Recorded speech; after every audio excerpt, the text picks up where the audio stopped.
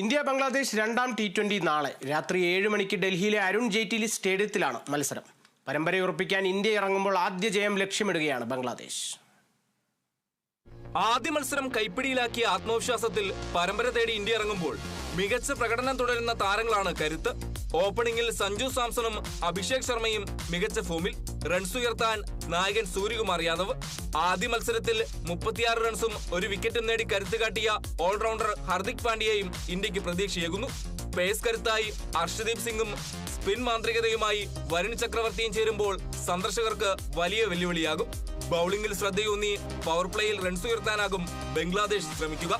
നായകൻ Najmul Hussain, allrounder Mehdi Hasan, Rishad Hussain, Lytton Das തുടങ്ങിയ താരങ്ങളിലാണ് സന്ദർശകരുടെ പ്രതീക്ഷ.